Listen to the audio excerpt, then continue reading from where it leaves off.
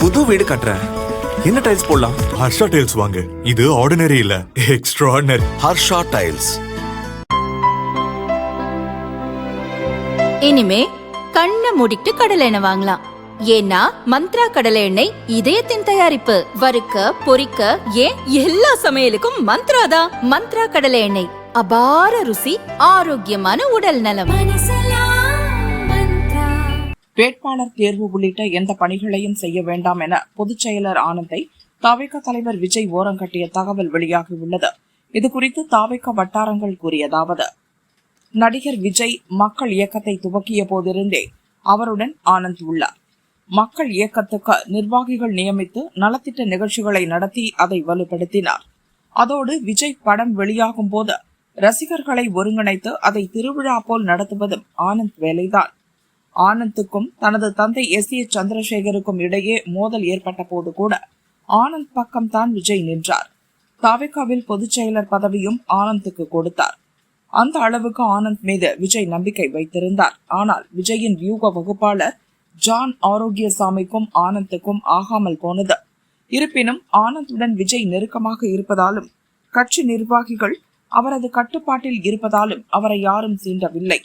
அவரிடமிருந்து அதிகாரத்தை பறிக்க திட்டமிடப்பட்டது. இந்த விஷயத்தில் ஆனந்துக்கு எதிராக கட்சியின் தேர்தல் பிரிவு மேலாண்மை பொதுச் செயலராக இருக்கும் ஆதவும் கைகோர்த்தார். ஆனந்த் இல்லாத நேரத்தில் அவரை கடுமையாக விமர்சித்து ஜான் பேசினார். அந்த ஆடியோ கூட சமீபத்தில் வெளியானது. தொடர்ந்து தொழில்நுட்பம், வியூக வகுப்பு போன்ற விஷயங்கள் ஆனந்துக்கு புரியவில்லை என விஜயிடம் ஜானும் ஆதவும் தூபம் போட்டுக்கொண்டே இருந்தனர்.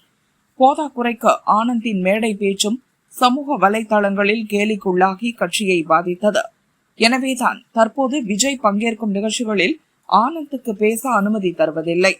இந்நிலையில் வேட்பாளர் தேர்வில் நிர்வாகிகளுக்கு முன்னுரிமை கொடுக்க வேண்டும் என ஆனந்த் ஒரு பட்டியலை தயார் செய்து வைத்திருந்தார். நிர்வாகிகளிடம் பலன்களை அடைந்துதான் ஆனந்த் அந்த பட்டியலை தயார் செய்ததாக ஜான் விமர்சிக்க இருவருக்கும் கடந்த 2 வாரங்களுக்கு முன் மோதல் ஏற்பட்டது.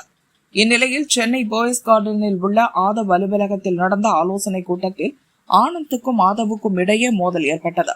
இந்த விவகாரம் விஜயிடம் சொல்லப்பட்டிருக்கிறது. கோபமடைந்த விஜய், வியூக வகுப்பு வேலையெல்லாம் உங்களுக்கு வேண்டாம், நீங்கள் போய் உங்கள் தொகுதி வேலையை மட்டும் பாருங்கள் என ஆனந்தை எச்சரித்துள்ளார். இதனால் கடுமையான விரக்தியில் இருக்கும் ஆனந்த் கட்சி நிகழ்ச்சிகளில் கலந்து கொள்வதை தவிர்த்து வருகிறார். அதன்படிதான் மார்ச் 4ஆம் தேதி தஞ்சாவூரில் நடந்த கூட்டத்தின் போது ஆனந்த் மிக அமைதியாக இருந்திருக்கிறார். ஆனந்த் ஓரம் கட்டப்பட்டதால் அவரை நம்பியிருக்கும் கட்சி நிர்வாகிகள் அப்செட் ஆகியுள்ளனர் என அந்த வட்டாரங்கள் கூறின.